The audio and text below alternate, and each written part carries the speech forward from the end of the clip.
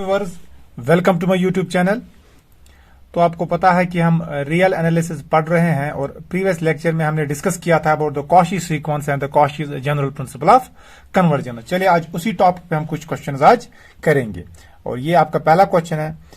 इसको मैं read out कर लेता हूं। Using Cauchy's general principle of conversion show that the sequence. तो आपके पास एक सीक्वेंस दी गई है, आपको दिखाना है कि जो आपके पास ये सीक्वेंस है इज नॉट कन्वर्जेंट। ठीक है, यहां पर ये नॉट कन्वर्जेंट दिखाना है आपको। और मैंने प्रीवियस लेक्चर में आपको पढ़ाया था Cauchy general principle of convergence क्या बोलता है। तो कोई भी सीक्वेंस आपके पास कन्वर्जेंट तब होती है जबकि वो कॉशी सीक्वेंस हो। Sequence is convergent if and all if it is a Cauchy sequence in are. तो हमें क्या दिखाना है, हमें दिखाना जो ये सीक्वेंस है ना ए एन, जिसको ऐसे डिफाइन किया गया 1 + 1/2 + 1/3 + so on + 1/n is not convergent. इसका मतलब हमें दिखाना जो ये सीक्वेंस है it is not a Cauchy sequence, क्योंकि ये वहीं से बोल रहा है कि आपको यूज करना है Cauchy's general principle of convergence. ठीक है, तो चलिए देखो हम इसको कैसे प्रूव करेंगे। सपोज देखो हमें प्रूव क्या कर रहा है, हमें प्रूव करना है कि ये सीक्वेंस कन्वर्जेंट नहीं है। चलिए हम एज्यूम करेंगे it is convergent. Suppose a n, क्योंकि जो ये सीक्वेंस है ना यहां पर दो ही पॉसिबिलिटी, या ये सीक्वेंस कन्वर्जेंट होगी या ये सीक्वेंस डाइवर्जेंट होगी। जो तीसरी पॉसिबिलिटी होती है ना सीक्वेंस की, ऑसिलेटिंग है।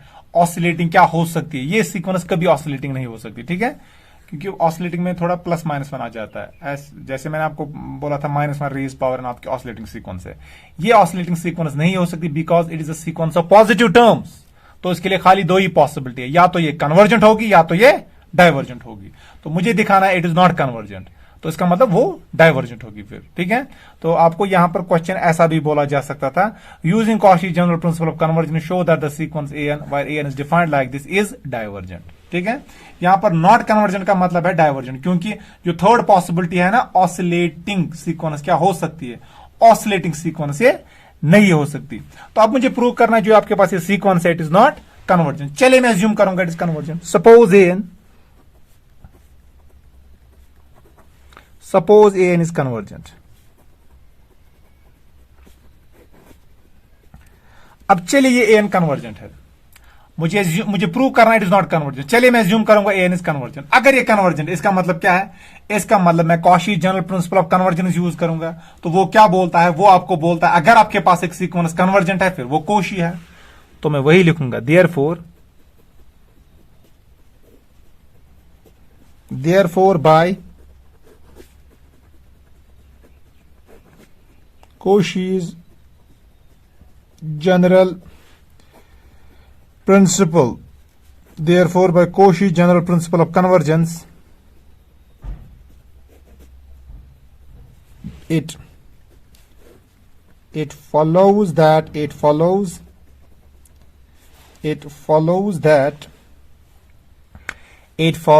जो आपके पास ये ए एन है, ए n is a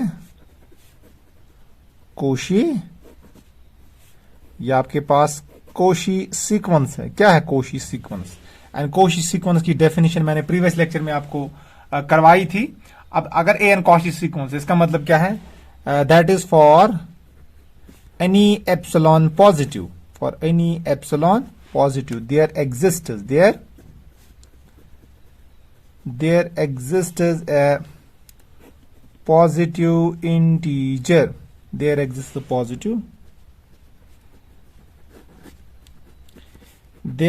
a positive integer capital. Of course this capital depends on epsilon such that जो आपको a n minus a m होगा this will be less than epsilon. ये होगा less than epsilon कब, whenever n comma m is greater or equal to n.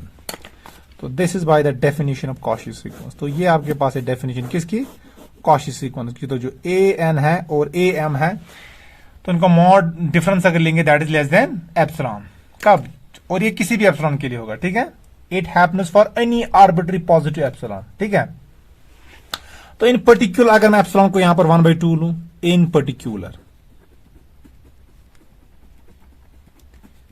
Particular क्योंकि epsilon आपके पास यहां पर पॉजिटिव और ये बोल रहा है फॉर एनी एप्सिलॉन पॉजिटिव। ठीक है, तो इन पर्टिकुलर अगर मैं एप्सिलॉन को लूंगा 1/2, इसके लिए भी तो होल्ड होगा, इसके लिए भी होल्ड होगा। तो मैं बोल सकता हूं in particular for epsilon is equal to 1/2 and n is equal to 2m, और एन को मैं मानूंगा 2m के बराबर। ठीक है, हमें क्या मिलेगा,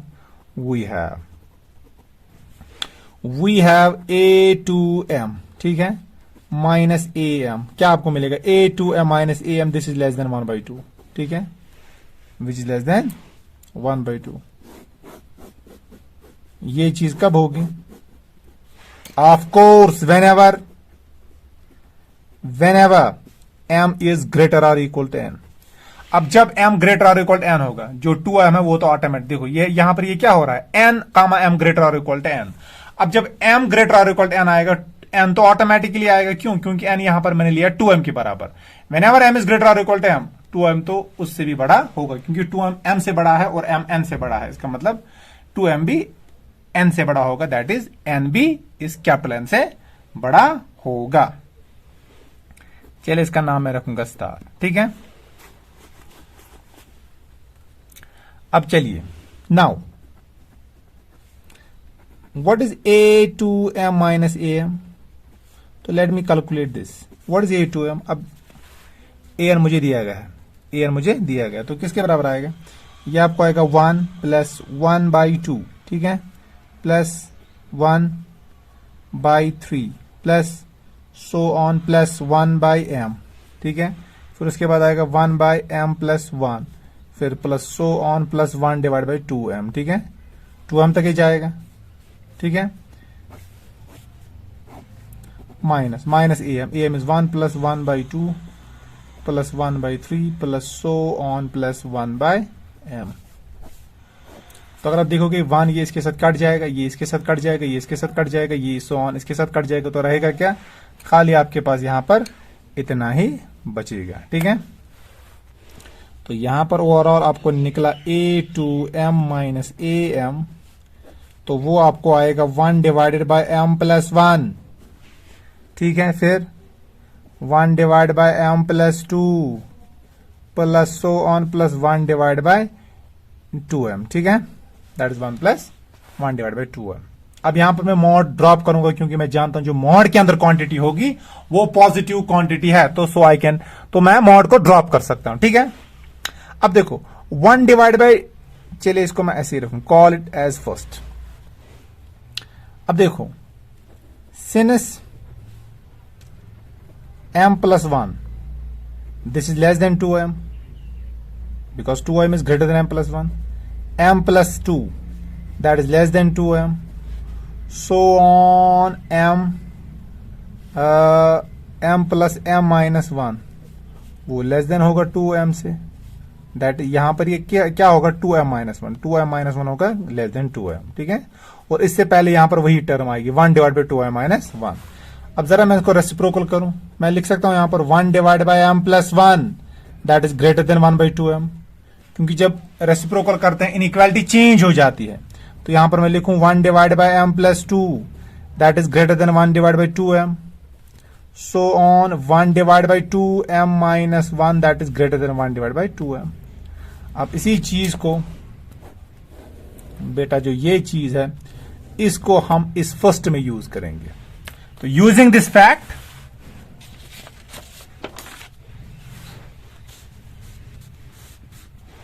using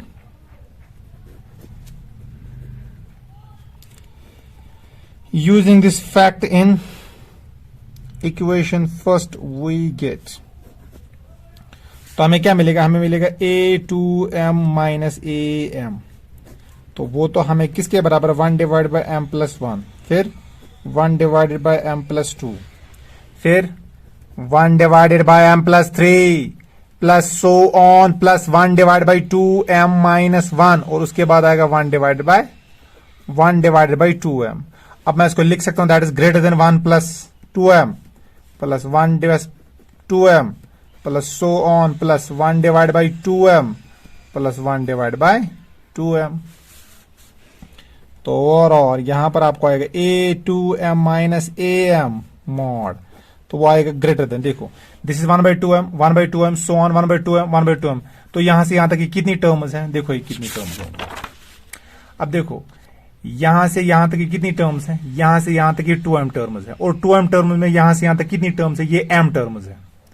तो 2m टर्म से हम m टर्म्स काट रहे हैं, क्योंकि यहां पर क्या है a2m, a2m का मतलब क्या है a2m।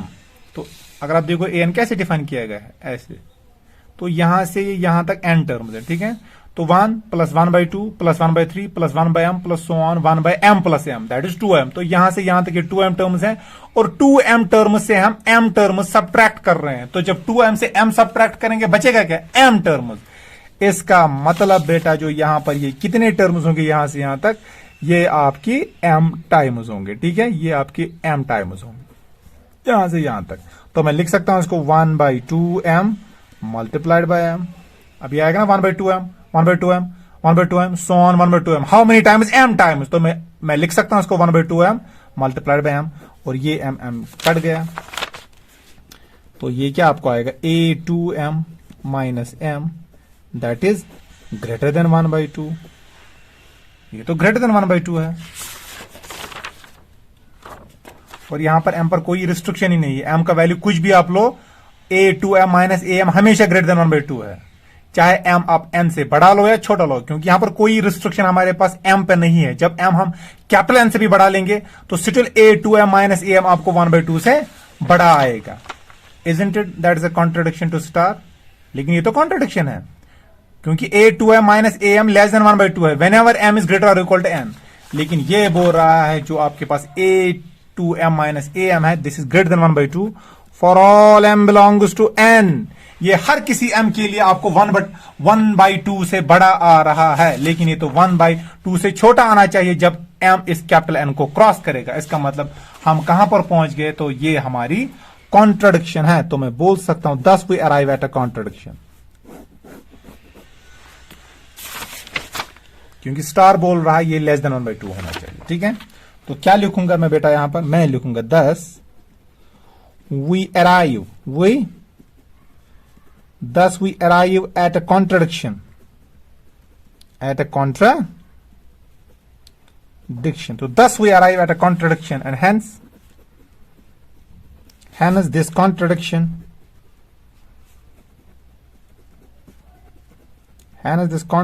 implies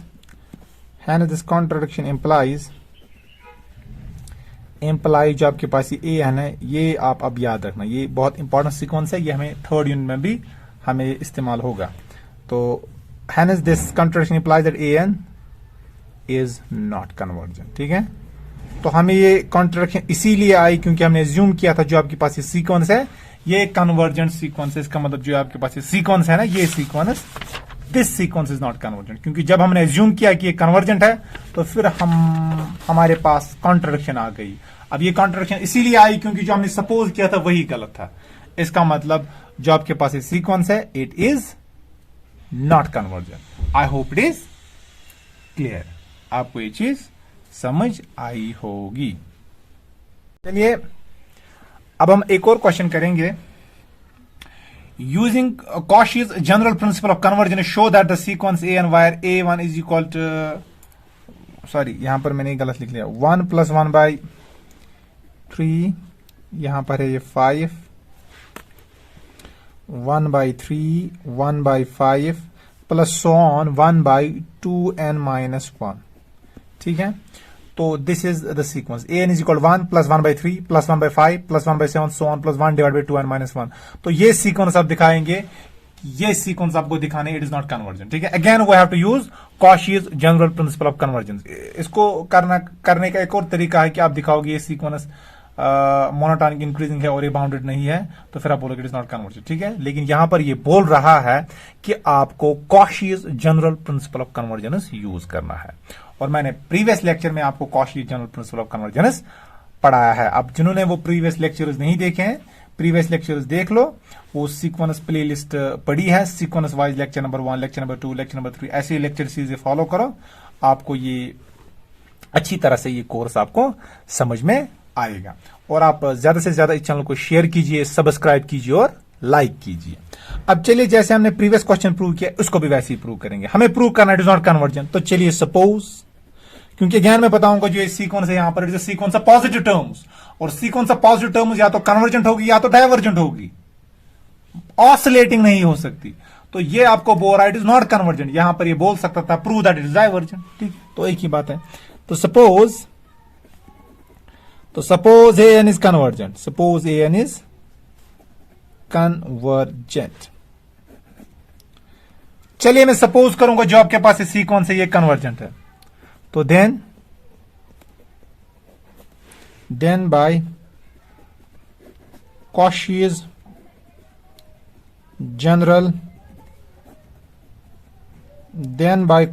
general principle of convergence, तो then by Cauchy's general principle of convergence it follows that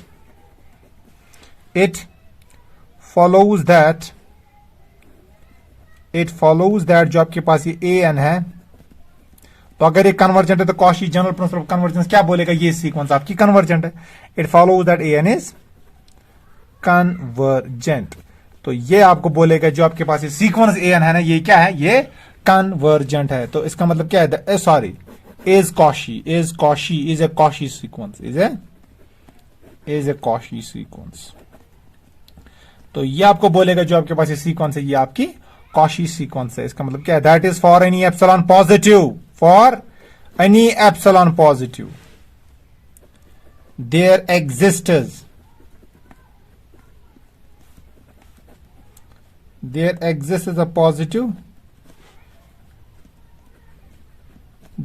a positive integer. तो आपके पास एक positive integer capital n exist करेगा, ठीक है। There exist a positive integer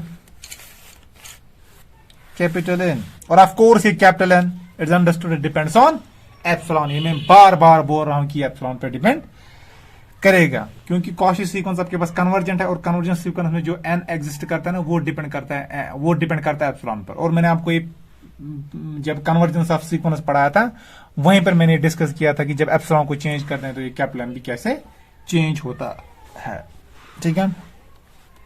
तो there exist a positive integer capital n depending on epsilon such that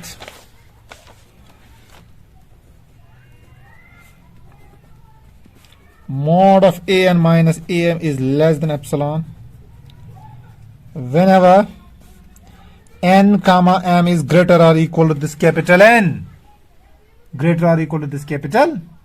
N, ठीक है। अब इन particular this happens for every epsilon, ठीक है, कोई भी एप्सिलॉन क्यों ना लो लेकिन पॉजिटिव होना चाहिए।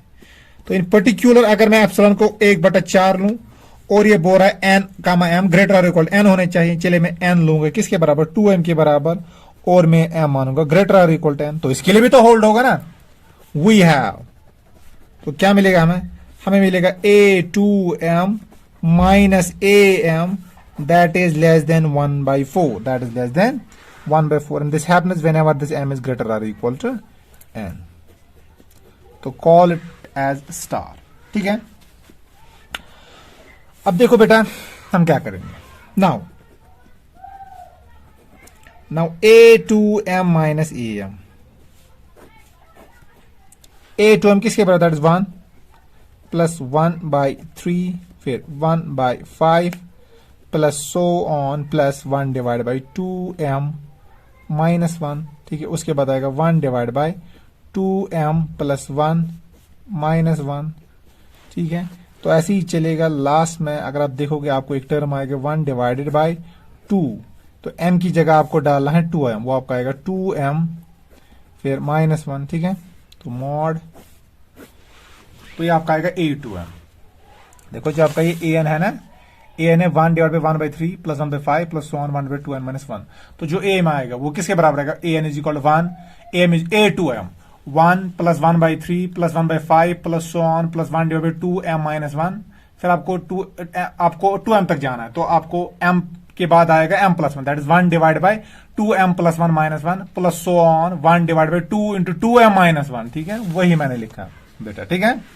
आई होप इट इज क्लियर। तो इसके बाद आएगा minus 1 plus 1/3 plus 1/5 plus so on plus 1 divide by 2m minus 1। ठीक है, अब देखो ये नेगेटिव है, ये पॉजिटिव है, यहां से यहां, तो ये टर्म इसके साथ कट जाएंगे। और यहां से यहां तक आप जानते हैं कितने टर्म्स हैं, 2m टर्म्स, और ये कितने टर्म्स हैं, m टर्म्स। तो बचेंगे कितने, आपके पास बचेंगे m टर्म्स। ठीक है, तो यहां पर आपको बचेगा बेटा दैट इज 2m, और मॉड में ड्रॉप करूंगा क्योंकि अंदर जो क्वांटिटी होगी वो ऑफ कोर्स पॉजिटिव क्वांटिटी होगी। तो ये आएगा 1 divide by 2m plus 2 minus 1, that is 1 divide by 2m plus 2 minus 1, that is equal to 1 divide by 2m plus 1। उसके बाद 1 divide by 2m plus 2 plus so on 1 divided by 4m minus 1। I hope it is clear. तो last में आपको यही चीज बचेगा। तो मैं इसको लिख सकता हूं, देखो 1 divide by 2m plus 1, 2m plus 1 बड़ा है कि 4m बड़ा है? ऑफ कोर्स बेटा 4m ही बड़ा है। तो जब 2m प्लस 1 4m से छोटा है, इसका मतलब 1 डिवाइड बाई 2m प्लस 1 वो 1/4m से बड़ा होगा। तो मैं लिख सकता हूं that is greater then 1/4m, जो मैंने अभी किया एग्जैक्टली वही करना है यहां पर। तो 2m plus 1 is less then, तो मैं लिख सकता हूं यहां पर जो आपके पास ये आएगा ना 2m प्लस 1, 2m प्लस 1 आप लिखोगे that is less then 1/4m। तो रेसिप्रोकल करो तो क्या आएगा आपको, 1 divide by 2m plus 1 that is greater then 1/4m, वही मैं लिख रहा हूं प्लस। तो this is also greater than 1/4m plus so on plus 1 divide by 4m minus 1 भी मैं जानता हूं that is greater then 4m। और यहां से यहां तक कितनी टर्म्स है, ये m टर्म्स है। तो यहां पर आपको 1/4m मल्टीप्लाइड बाई m, ये और ये कट गए, तो आपको क्या मिला, आपको मिला और जो a2m माइनस am, तो वो आपको बेटा है that is greater than 1/4 for all m belongs to m। But isn't it is a contradiction? आपको नहीं लग रहा है कि ये कॉन्ट्रडिक्शन है? ये तो इसको कॉन्ट्रडिक्शन है, it clearly contradicts this thing. तो what does it mean? It means जो हमने सपोज किया था 10 we arrive at a contradiction, 10 we arrive